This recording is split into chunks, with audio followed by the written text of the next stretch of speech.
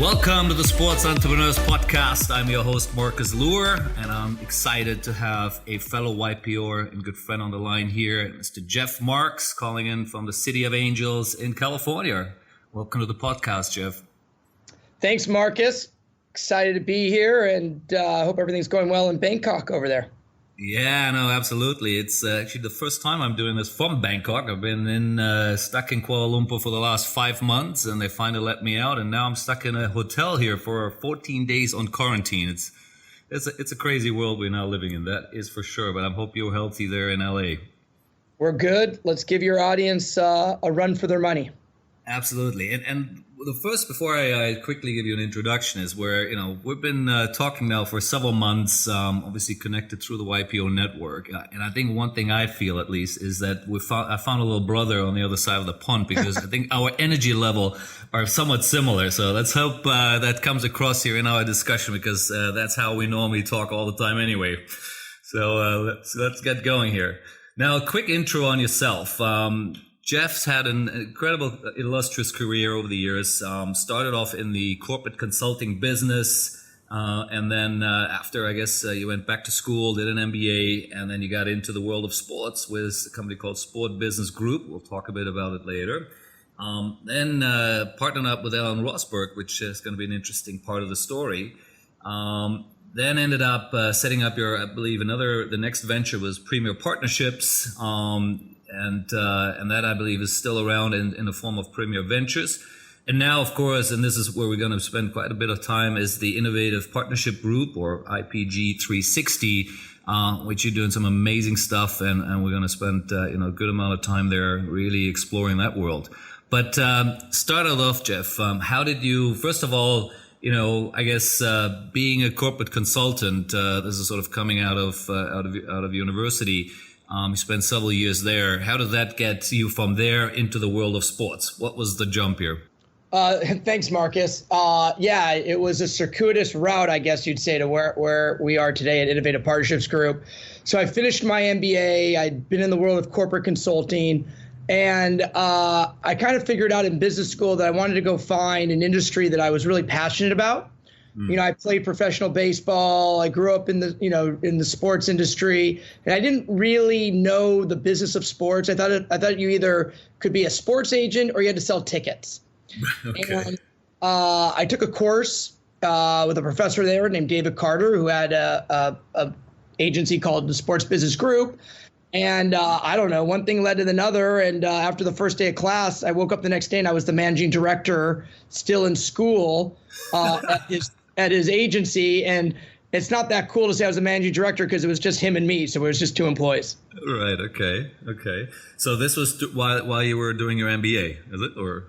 Yeah. And it was it was nice. What I noticed about Sports Business Group, he was kind of a strategy firm and kind of like more of like a McKinsey type thing that was in sports. And he was doing some really, really cool projects. So I cut him a deal. I said, listen, you keep most of the money. I'll keep a little bit. I'm going to say that I'm your managing director. I'm going to do all the work. I'm going to hire all the people and all the interns. So all you got to do is go out and bring in deals, and I'll do everything. What do you think of that? And he goes, you're hired. I love it. So before we move on from there, just tell me a bit, what is it exactly you were guys doing, or maybe a couple of deals you guys were working on at that time? You were there a few years, right? Yeah, but it went pretty quick. It was a strategy firm. So at the time, the city of LA was desperately trying to bring NFL football back. So we were, doing anything from working with the city of Anaheim, believe it or not, the NFL was looking at that, right, to the city of LA hired us, and we identified 3 sites, actually, where it ended up landing. SoFi Stadium was not one of the 3, interesting enough. And then just doing corporate consulting. I'll tell you that, you always remember the deals that got away. I had actually, and this is what kind of started the next business, which was the venture capital firm Sports Business Ventures. Yes. I was at a poker game, and this guy to my right says, hey, you have a consulting firm. And I was kind of chuckling because it was 2 people. And he goes, I've just started this company, and I've got 4 employees. It's called StubHub. And would like to help me consult to it. And I said, yeah. He says, hey, we don't have a lot of cash. Would you be open to taking equity and cash? So I go back to my partner. I say, hey, what do you think of this startup? It's called StubHub. They got 4 employees. Oh, man. It'll be half equity, half cash. My professor says we don't take equity stakes in startups. I go back and tell him we don't get the job, as you can imagine. Yes. I still remember that one. But that was the genesis for starting a venture capital firm, a year later. Right. Before we go there, I want to go back to what you just said earlier. You said you were playing professional baseball. What level? Where were you playing? That must be my business development skills. I made it sound a little bit cooler than it was. So I played college ball, and I played 1 year in the Astros organization. I guess my claim to fame is the summer of that we played. I was left-handed and short, so you really don't have a position in baseball if you're left-handed and short. And I split time with a guy named Dave Roberts, who's now the manager of the Dodgers. So I guess my claim to fame was I got only a few at-bats that summer, but Dave and I became buddies, and he went on to have a great career, obviously, in Major League Baseball. But you played baseball at university or college level? Exactly. Okay, well, that's pretty cool. So now we're at the sports business venture side of it. And as you said, that was sort of leading out of your first entry into the industry. And so tell me a bit about the few years you were there, what you were doing, and how that, I guess, led into the next one, which was the Premier Partnerships. Yeah, so I think a lot about that, Marcus, because that was right at the last time we had kind of a major recession. So it was the housing crisis and the financial crisis in 2008. Correct. So we launched Sports Business Ventures. I saw a market void for kind of early stage companies at that time. There was a lot, the digital revolution was happening. There was an aggregation of content. And I came up with an idea to start a venture capital firm dedicated in sports. And what I did was I brought some very, very senior level people in the industry. One was the founder of Major League Soccer and the chairman of the World Cup, a guy named Alan Rothenberg. I brought Neil Pilson. If you've known Neil Pilson, he was the president of CBS Sports. He's the one that's credited with bringing the NCAA tournament to CBS and all of their sports programming. And he's the number one consultant for, all the big property rights holders.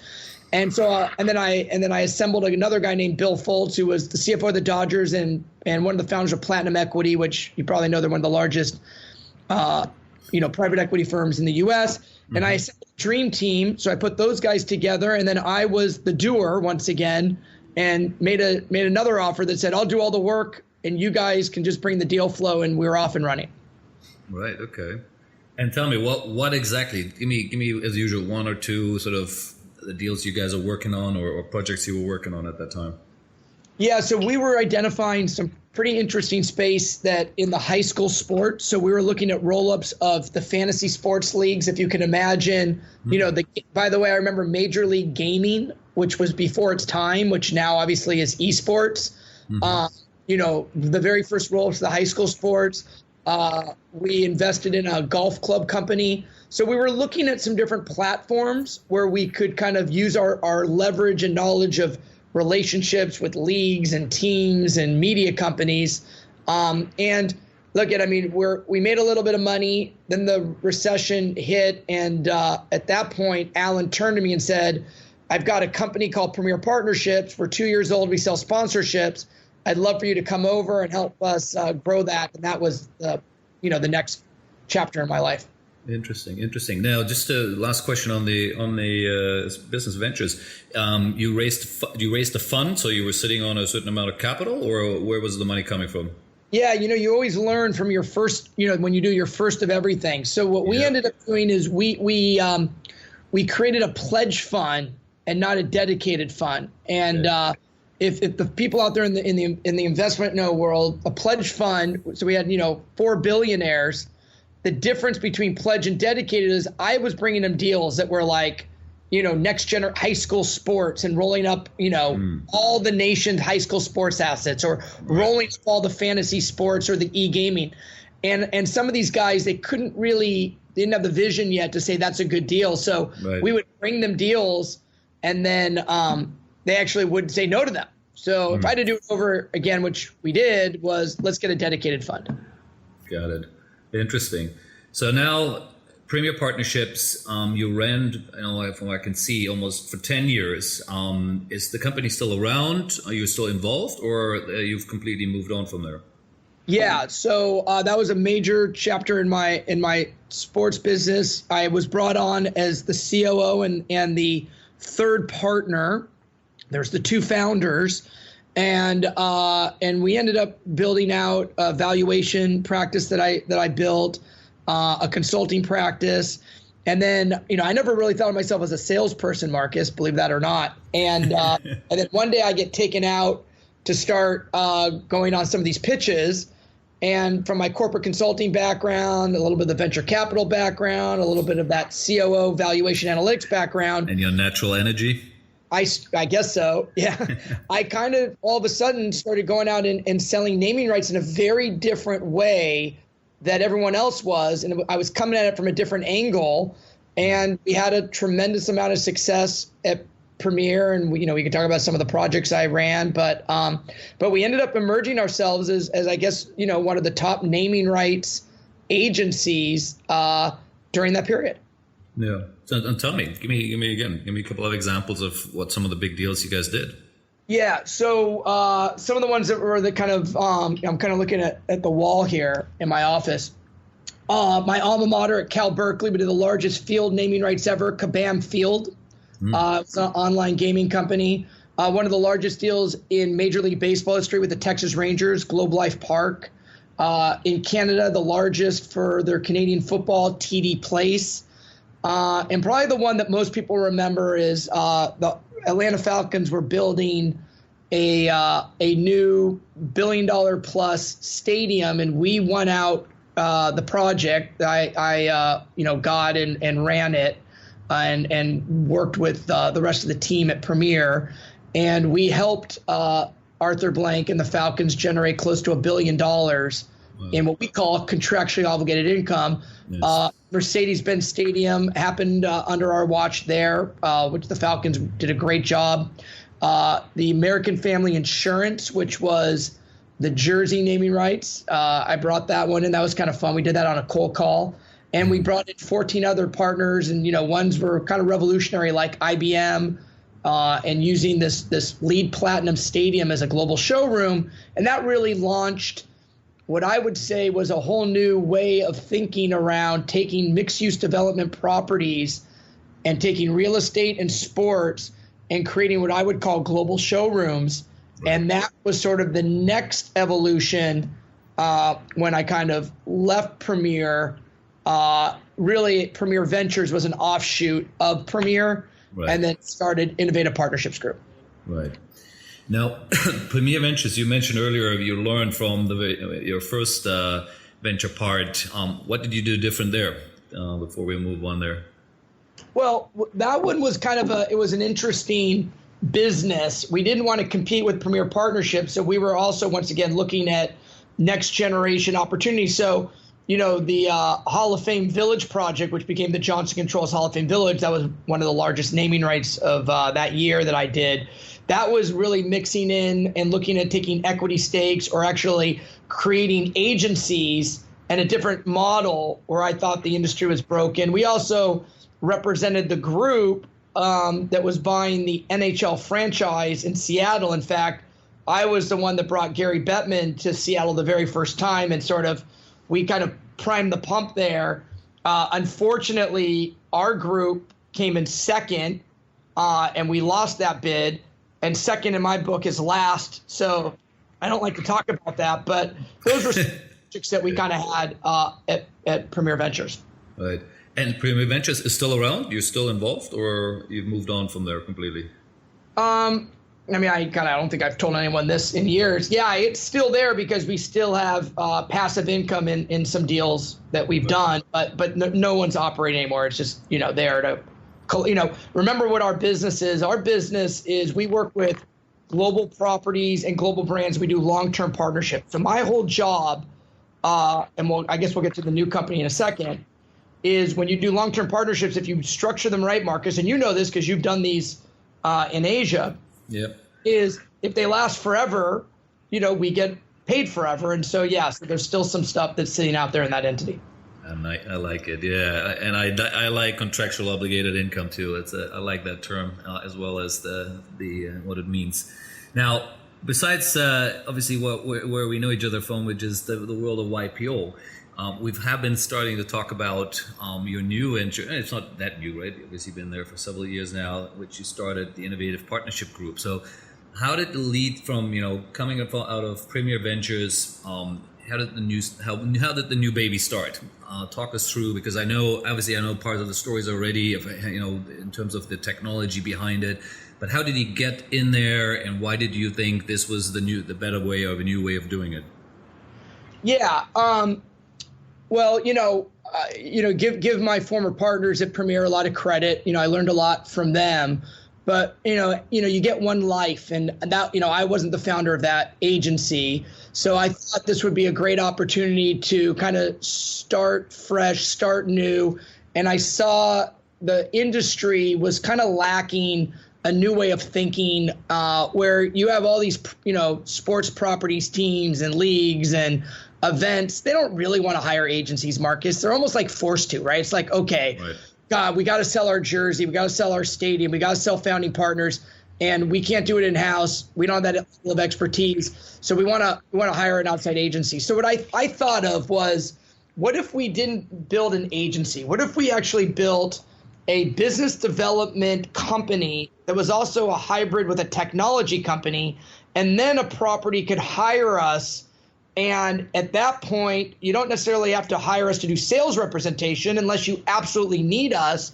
But what if you were able to have some of our skills and we could teach you? What if we could, if you've got good salespeople, Marcus, at your team, maybe we can pass over some of our learnings and help you, and maybe the compensation model is a little bit differently than rather than hire an agency, pay them a big retainer, pay them big commissions forever. That model I felt was broken. And so we launched Innovative Partnerships Group 3.5 years ago with a whole new, fresh perspective. And it was 4 different companies in one. Right. Okay. Yeah. So Innovative Partnerships Group, our first sort of business. And by the way, this is funny. And we teach our business development people. There's 2 words, Marcus, we're not allowed to say at Innovative Partnerships Group. All right. What are they? You can't say sales, and you can't use the word sponsorship. Now, if you call up my firm and tell any of my salespeople that we're in the business of selling sponsorships, I'm going to get really mad at you, because they don't think that they do that. But that's it's really important, because you're in front of CEOs or C-level, and you're actually out there trying to convey, what do they want to know? They want to know solution business development people. They want to feel problem solvers. They want someone who's going to give them new ideas. They don't want to be sold anything. Yep. So we created Innovative Partnerships Group to literally have a consultative business development practice. So we are salespeople, but we don't think of ourselves as salespeople. And then we built a piece of technology in our valuation analytics division. That's our second group. And our third group, we have our own in-house think tank called IP Asset Creation. So we'll come into a sports property, and we won't just tell you what you're valued. We'll tell you what you're not doing, what programs, what practices, what are things that the industry is doing next generation. And we build your property back up, and we add shareholder value assets to it. That's our IP Asset division. And then lastly, we invested heavily, and we built our own in-house creative agency called Creative Solutions. So when you put all those 4 together, Marcus, and then you hire us to do a naming rights deal or founding partners or redesign your commercial sales strategy, that's the magic where all 4 groups come together and good things happen. Love it. I love it. Yeah, I love that. I love what you're doing there. How big is the team right now? Give me a sense of scale and size here. Well, is anyone else listening to this podcast or not? Plenty of people, yes. Don't tell anyone. No, it's funny because the other day we had a couple of people said, you have 150 employees, don't you? And I said, no, we only have 1/10 of that. We have 15. So we've built a very scalable model. I'm very proud during COVID, Marcus, that we kept all of our core team. Yeah. And all of my competitors, and I won't name their names, but if you go on, you can see who was up for Agency of the Year. We actually were nominated this year. So we're up against all the biggest sports agencies in the world, and we're the one small one that's only 3 years old. But we're the only one of that group that's maintained our whole team, and now we actually are staffing up. So we are lean and mean position. Yeah, we've scaled the business to grow. So as we bring on new properties, all you need to do is add to it, and then you have the whole platform there ready to go. Yeah, great stuff. And like I said, being lean is in this current environment is exactly the place to be. I would totally agree. I was over 100 people in the last crisis in 2008 or 9, and that was painful. So I'm quite happy to be similarly lean, like what you're just talking about here. Now, I want you to please share a bit more about the proprietary software which you build and or bought, because that's such an important part, of course, of what you guys are doing, right? Talk me through this a bit more. Yeah, no, I appreciate you saying that, Marcus, and seeing that as a differentiator. So the one thing that really brought us into kind of a whole new frontier was we built a piece of software called the Partnership Intelligence. Mm-hmm. And basically what I saw in the industry, and I guess the rest of my team, and I built this piece of software we inherited. It was actually on the backs of another company called Market Share, which one of the founders, John Vane, is one of my strategic advisors.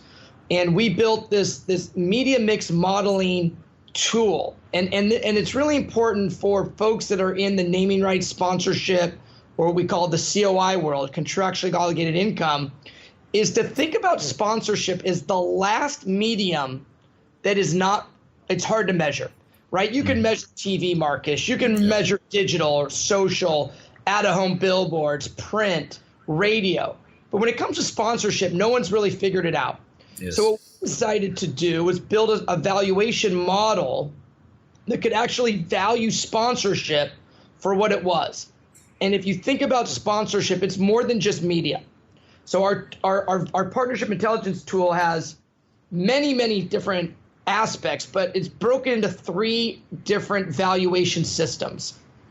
And the first is media. So we value all your media, but we actually allow the tool to give you a comparison. So if you're going to buy signs at a stadium, or you're going to buy digital rights from a team, or you're going to buy radio or TV spots, our tool will equalize those in the marketplace.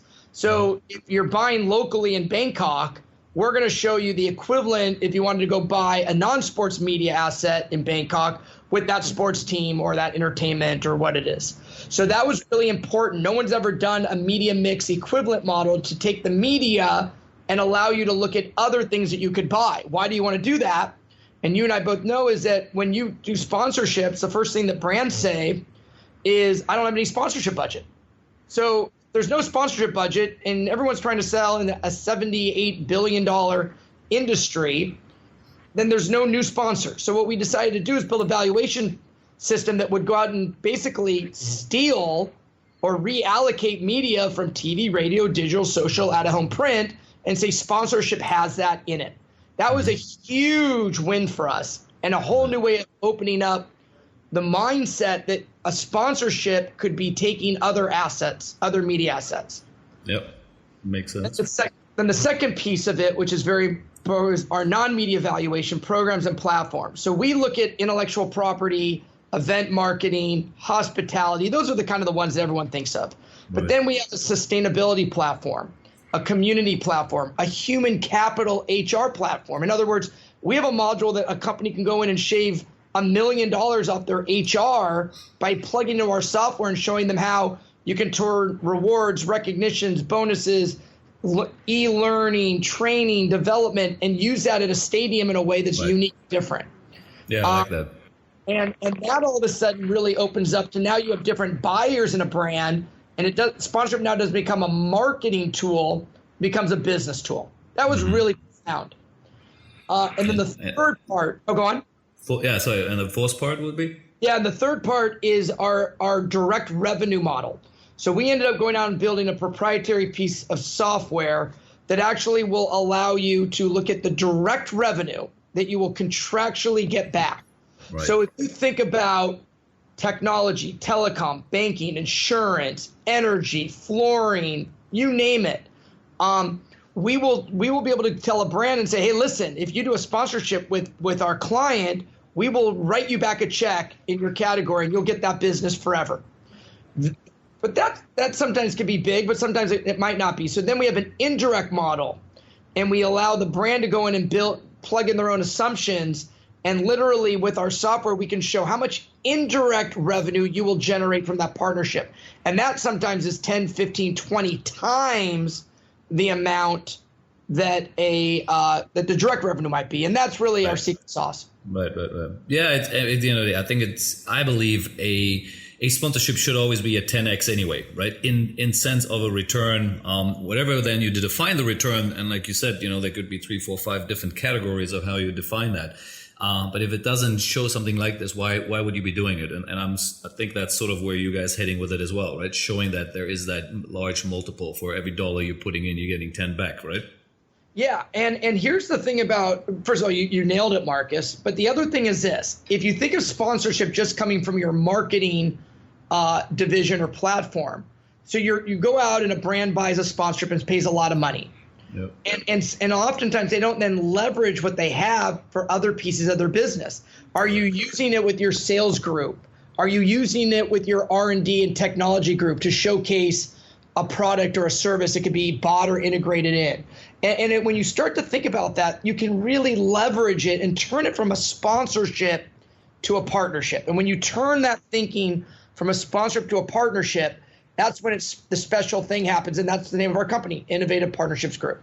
Yeah, absolutely. And I like the word partnership a whole lot better than sponsorship as well. I think it really resonates in my mind much better what it is and what we're both trying to do. And luckily we are trying to work together on a deal here in Malaysia with one of our clients has built this beautiful new stadium. So seeing a little bit of some of the tools you have now, hopefully soon also in action, I'm really looking forward to that. I think it's going to be an exciting time.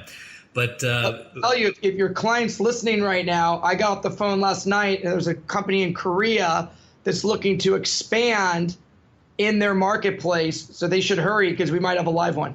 Exactly. Yeah, no, we're working hard on that to get the final signatures there. But obviously, you've started in the U.S. and let's use a couple of examples of some of the projects you've already done in the United States before we then talk about the other big one you have there in Europe. So tell me a bit about some of the projects you worked on in the United States over the last couple of years in the new group. Yeah, so the first one I told you about that was kind of our first client, which was a pretty special one, was the NFL has the Pro Football Hall of Fame in Canton, Ohio. So we did, like I said, the Johnson Controls Hall of Fame Village naming rights, and then we went on to do a lot of other partnership deals for them.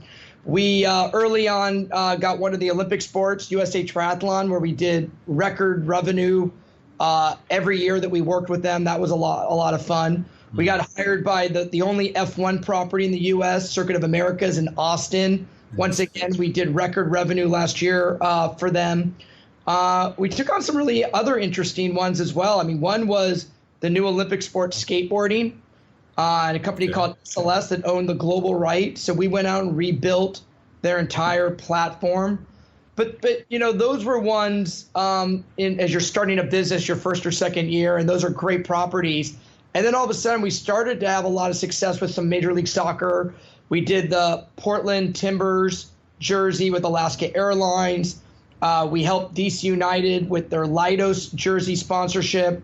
We helped Nashville, the new MLS team, with their whole commercial strategy. Yeah, my buddy Ian. There you go, Ian Ayers. Actually, we got hired before he came on.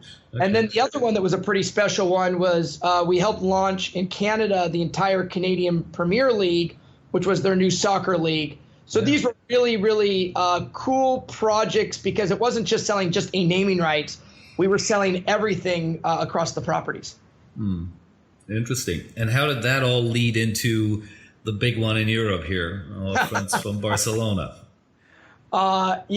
So that's a really interesting story. So late last year, we had an investment bank come in, Goldman Sachs. Sure, your audience has probably heard of who they are.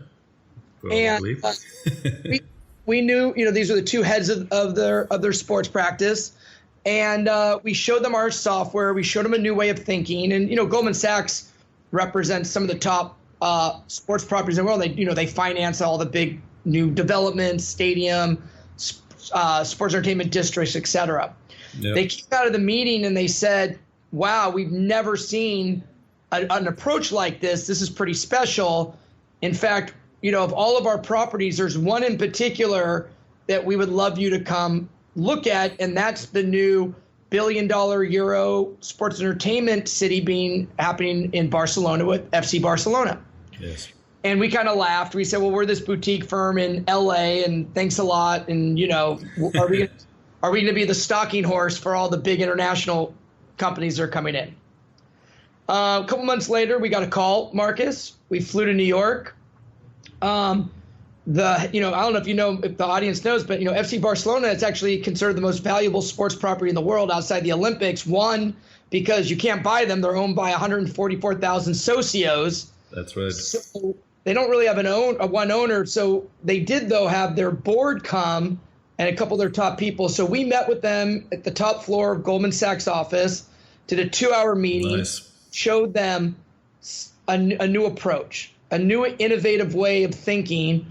And, over the course of the next 45 days, we were brought on and we are now representing them on all aspects of the business. They're incredible to work with. They're forward thinking.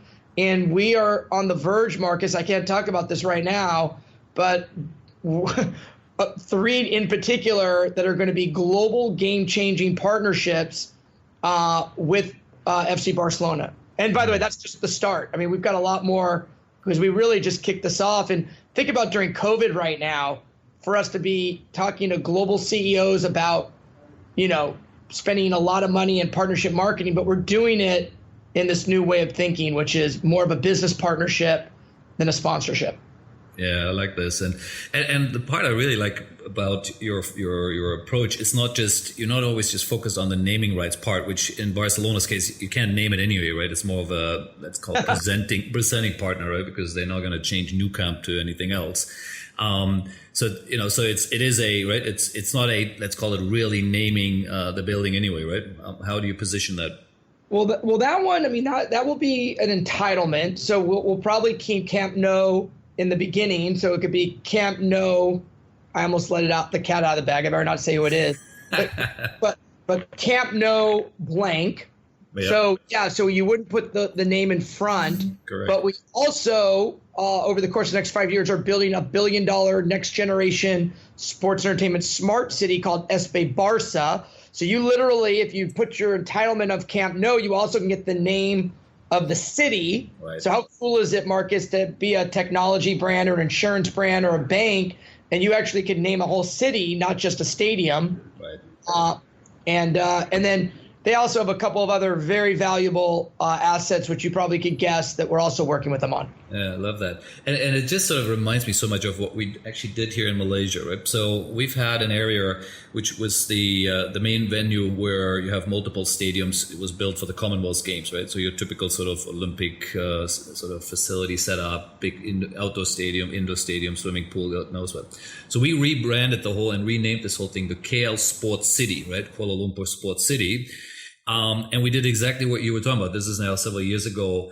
Instead of saying to a brand, why don't you just come and sponsor the building, right? You can have the indoor stadium, outdoor stadium, whatever. I said, you can own the whole city or a part of the city, right? So you can name this the XYZ KL Sports City.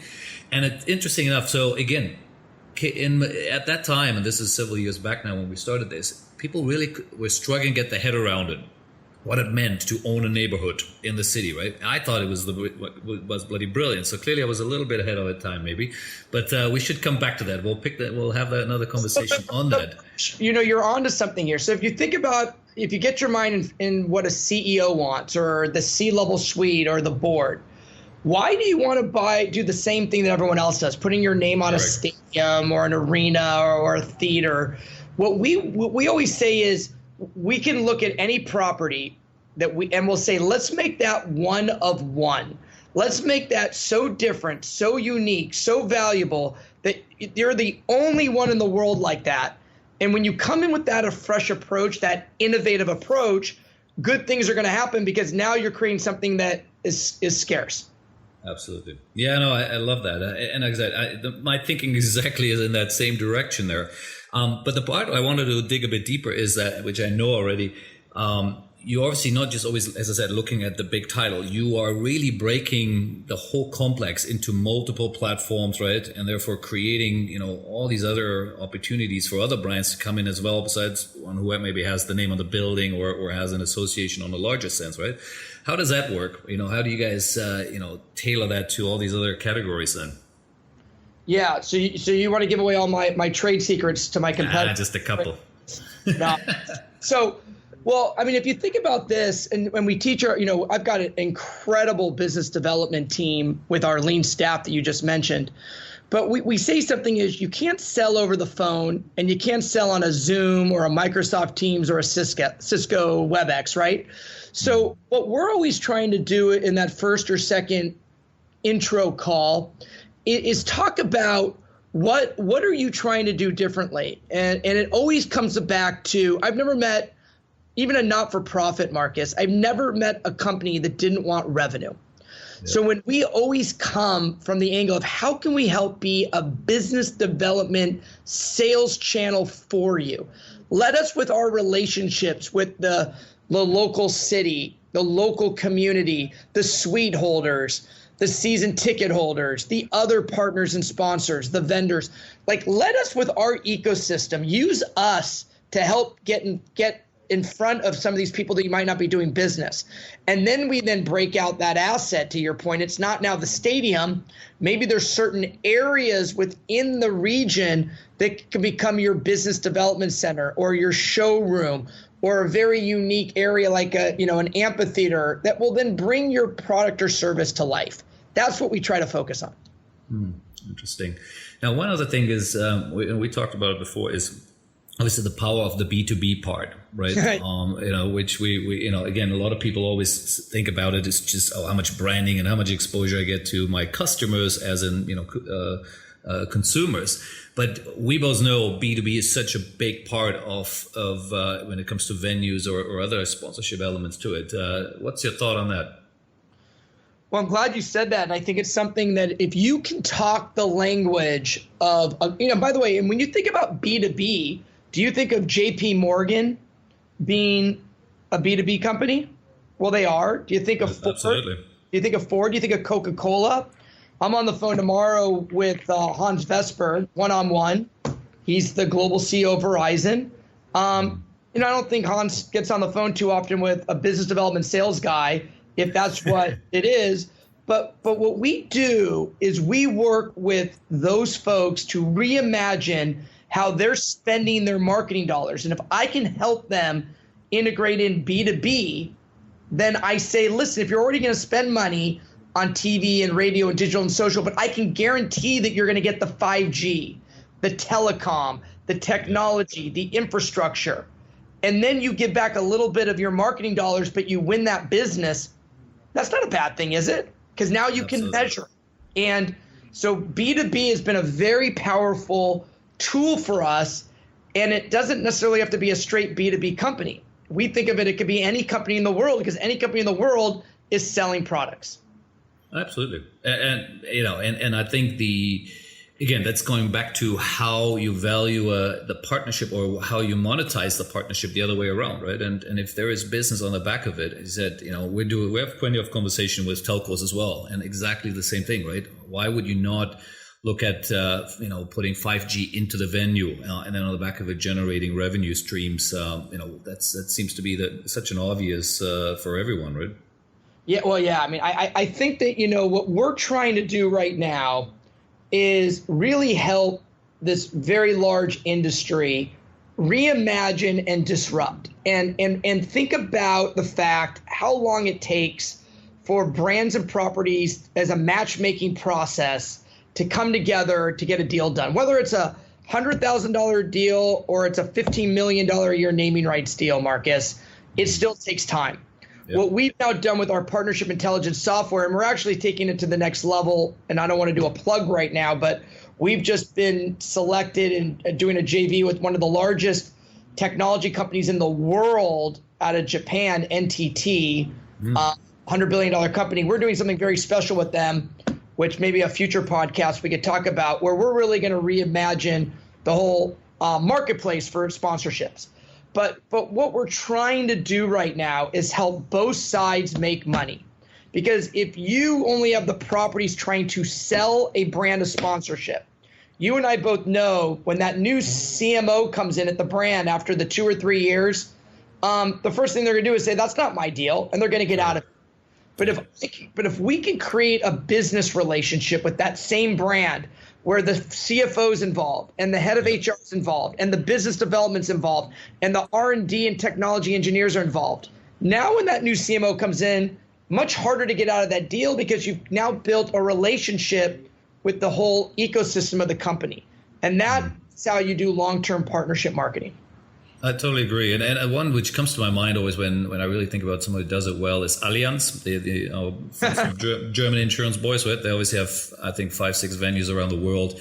And I know one of their chief marketing officers there, he always calls it becomes the home of the brand, right? It really, and I think that's what they do. It isn't just about putting a name on it. Of course, the Allianz Arena where Bayern Munich plays is probably the most famous of them. But I know they really bring their staff there. They have connectivity in many parts of their business. So I love what they do. Do you have another example like that? Someone who's really done a great job integrating it way beyond just the branding side of it? Allianz is a great example of one, and they use it really for B2B. So even though people think they're doing it for marketing, they're doing it because they're bringing their best customers in the world and they're getting a unique experience. I mentioned earlier the Johnson Controls deal. I mean, that didn't even come out of a marketing budget. That came out of their business development budget and their R&D. When we did the big IBM deal at Mercedes-Benz Stadium, that was to launch and introduce their Pondas system. So once again, they used it as a showroom to do it. Another one is Zappos, the shoe company in the United States. And they've got the Zappos Theater in Las Vegas, which once again, they're showing off their technology and their, retail experience. We could probably go on and on around others that do it very well. I think Verizon right now is doing an incredible job with their 5G. And if you notice, they're going after arenas. Why? Because the 5G experience is really good in arenas. So that's NBA, NHL. But then they're taking some of the NFL and the stadiums. And once again, I was just out with them at the Super Bowl, and what they're doing around the customer experience is incredible. And by the way, now with the merger of T-Mobile Sprint, they're also doing some pretty incredible things as well. Absolutely. And one thing is, because you talked about it earlier already, the challenges you saw in 2008, 2009 during the financial crisis at that time. I would argue what we're facing right now, outside of the health crisis, the global economic environment is somewhat similar, right? People are just frozen. Most sponsorship, let's call it marketing budgets, are being frozen and or stopped. I just had that conversation with a large e-commerce group the other day here who makes plenty of money right now in the current environment. And even they're saying, right now we're just being told don't spend, right? And that is, I'm certain you see that all around the world. So it is probably, as usual, the hardest time for the next few years here to get folks to commit to marketing dollars. So I think exactly what you're doing is saying, look, it isn't just marketing dollars. There's a whole bigger picture behind it. I think that is really the genius behind it. And I'm assuming you see that as well, right? People are just scared of spending $1 more than they have to at the moment, right?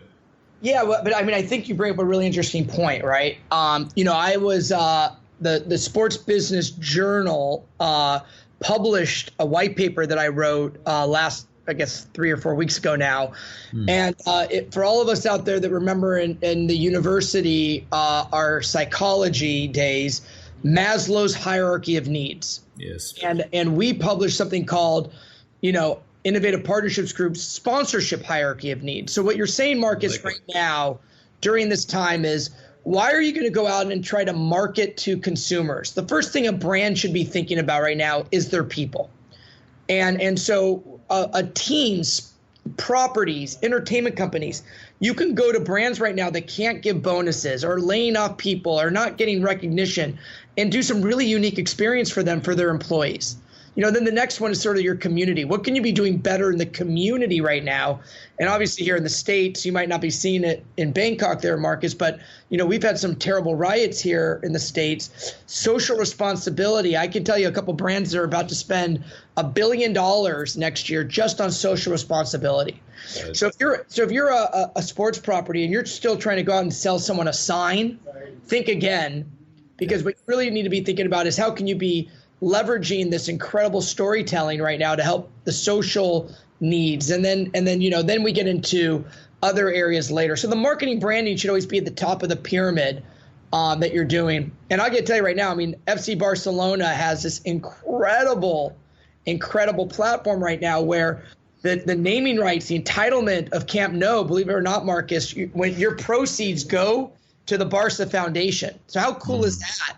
That you actually can get the naming rights, and then the money can go to a program that they will go out to their 300 million fans around the world and do good. I can't think of a better way to spend your marketing dollars by helping out, a cause that's worthwhile. Yeah, I love what Barcelona has done over the years. Obviously, UNICEF. I think the very first sponsorship deal or shirt deal they ever did wasn't with a brand. It was with UNICEF, if I at least recall that correctly.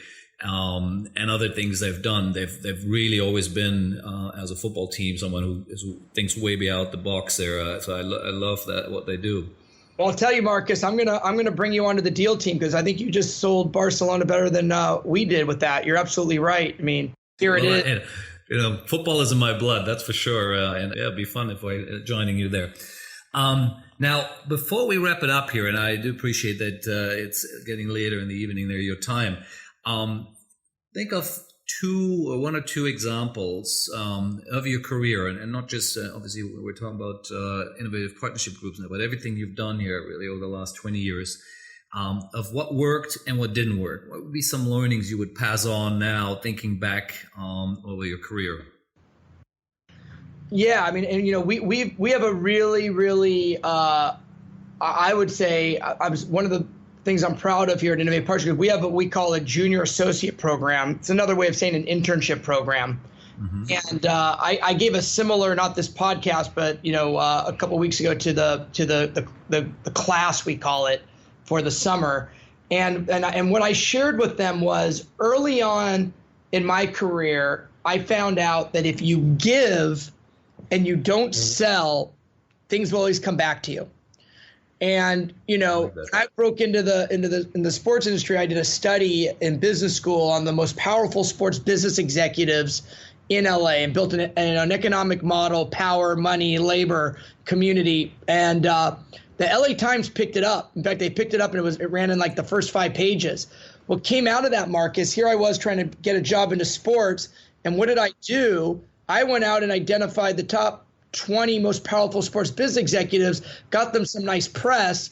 Guess what? I got 19 out of 20 informational interviews because all of them came to me and said, that was an awesome piece you did, Jeff. I'd like to meet you. So I always tell people that are trying to break into sports, don't call up someone and ask them for something. Figure out what you can do for them. I love that. Yeah. And how does that link to, I've seen that obviously you've been a board member on the LA Sports Council for, almost 10 years as well. Is that part of it? Your way of giving back, working with the community, or? Yeah, look, it's funny that you say that. Early on you talked about, what is the good and what's the bad. One thing that we've done in Innovative Partnerships Group is we've diverse now. We have a whole healthcare partnership marketing division, university, municipality, not-for-profit. And early on, I thought it was important to join a couple of not-for-profit boards, Marcus, because what were we really doing? We're helping owners that are very wealthy people make more money. That's not really, from my Cal Berkeley liberal days, that admirable. Right. What I always thought was, why don't we take some of the, not just, I built a little family foundation, and we give, but more importantly, we now work with municipalities and not-for-profits, and we use our incredible partnership marketing expertise, and we help them bring deals too. And that's been a pleasure for everyone here at Innovative Partnerships Group. Talk about the healthcare part for a minute, because I love the spin there, and I know you've brought someone in there as an expert in the space, but it's still quite a new part of the business from what I understand, right? Can you share a little bit already on that? Yeah, we identified a huge opportunity late last year to do healthcare partnership marketing. We brought in Eric Martin, who's considered probably one of the top healthcare executives in the country, and if you Google him and see what he's done, it's quite impressive. So matching his industry expertise and our expertise at Innovative Partnerships Group on partnership marketing, we basically trailblazed a new industry where we work directly with hospital systems and medical centers and healthcare REITs and wellness districts, and we bring them partnerships. So we turn them into the stadium, into the team, and bring them beverage deals, technology deals, telecom deals, insurance deals. And it's been absolutely phenomenal, especially during a time right now where so many of them are looking for new revenue streams. We basically overnight unlocked a whole new way of getting COI for that industry sector. That's cool. And I really like that. I think, again, I love the way thinking out of the box, or taking, again, what works in, let's call it in the world of sports, and taking it into completely new space. And we've done that with what we call branded real estate, where you know what we've done there, where we basically flip-flopped the concept of a naming rights deal, where the brand pays to be on the building. In this case, the building pays the brand, or the developer pays the brand, to create a co-branded environment and create very successful projects on the back of it. So I like that. I like the thinking there. That's for sure. Now, before we wrap it up here, and I really enjoyed this, we're almost on here now for an hour already. What would be an area where you say, look, this was a really painful lesson, besides the one you mentioned earlier already, not taking some equity in what was it, in Stop Up there?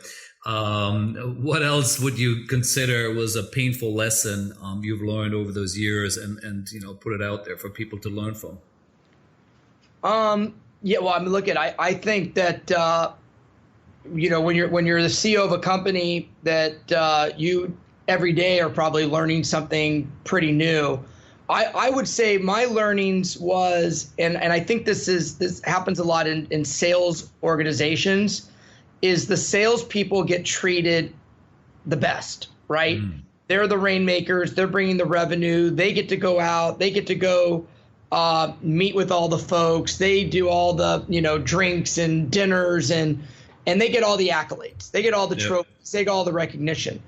What we did at Innovative Partnerships Group is we early identified the art of the deal, and the creative people, and the valuation people, and the project managers. And all of those folks are equally important on getting a long-term partnership, naming rights, jersey deal done.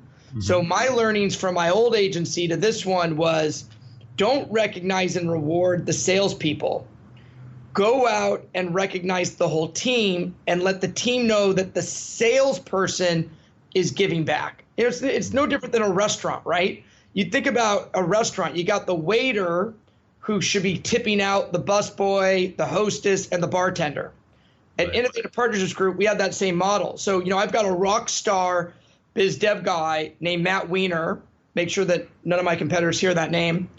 And what he does is he makes the whole team around him great, and he's the one that's bringing them into meetings, getting them acclimated with the clients, and we turn the creative guys and the valuation guys into part of our business development team, and they're rooting for Matt to go close that deal.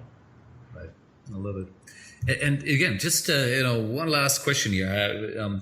So, how's your compensation model in the group? You have commission within in the team, or how do you structure that to have the sort of monetary reward as well attached to what you just said?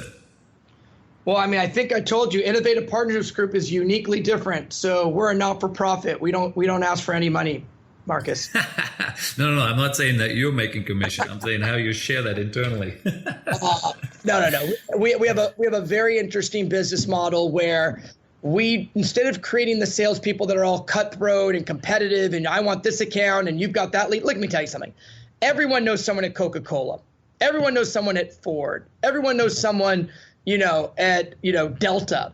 So instead of having all our salespeople fight over those accounts, we all work together. One person might take the lead. We have a shared pool account. The rainmakers do very, very well. So we still provide that opportunity to go out and individually make a lot of money. But we also create a spirit here where everyone gets paid. So it's that restaurant model. The money actually gets distributed to the whole team. As a pool. Yeah, I like that. And we've used a similar model before as well within a team, because I totally agree. It is never just, even if you maybe are the lead and the guy who knows the most about it, you do need all the others on the team to play their parts, and they therefore should be rewarded. So I completely agree with that. Interesting. Well, look, Jeff, thanks for all the sharing here. We'll try to make sure that none of your competitors listen to what we've been talking about, of course, here and learn from it. But for the rest of the world who isn't your competitor but can learn from, the amazing things you've done and the incredible things you're doing already right now in the new agency here, hopefully they do listen closely, because there was a lot of great nuggets in it, and hopefully they get in touch with you, because you guys are doing onto something amazing there. So good luck with it, and I enjoy working with you here in Asia and bringing your systems and concepts here. So this is going to be where we're going to be spending time with over the next few years. Well, I'm looking forward to working with you, Marcus. You made this conversation very easy, and you're a true professional, and thank you so much. No, same here, and have a good evening there in LA. Talk to you soon, buddy. Thanks, Marcus. Cheers.